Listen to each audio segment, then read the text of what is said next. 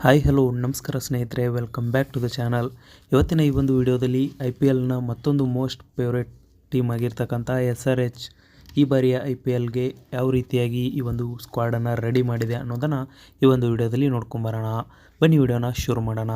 ಮೊದಲನೇದಾಗಿ ರಿಟೈರ್ಡ್ ಆಗಿರೋ ಪ್ಲೇಯರ್ಸ್ಗಳ ಲಿಸ್ಟನ್ನು ನೋಡೋಣ. ಹೆನ್ರಿಚ್ ಕ್ಲಾಸನ್ ಅವರು 23 ಕೋಟಿ, ಪ್ಯಾಟ್ ಕುಮಿನ್ಸ್ ಅವರು 18 ಕೋಟಿ, ಅಭಿಷೇಕ್ ಶರ್ಮಾ ಅವರು 14 ಕೋಟಿ, ಟ್ರಾವಿಸ್ ಹೆಡ್ ಅವರು 14 ಕೋಟಿ, ನಿತೀಶ್ ಕುಮಾರ್ ರೆಡ್ಡಿ ಅವರು 6 ಕೋಟಿ.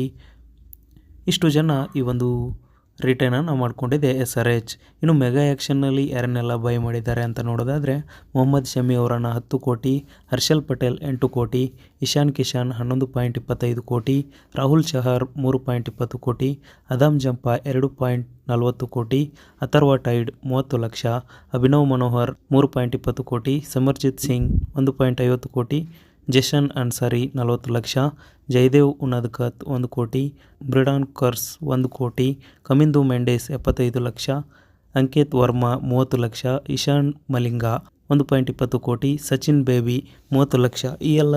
ಈ ಎಲ್ಲ ಪ್ಲೇಯರ್ಸ್ಗಳನ್ನು ಈ ಒಂದು SRH ತಂಡ ಈ ಒಂದು ಸ್ಕ್ವಾಡನ್ನು ರೆಡಿ ಮಾಡಿದೆ ಅಂತಲೇ ಹೇಳ್ಬೋದು.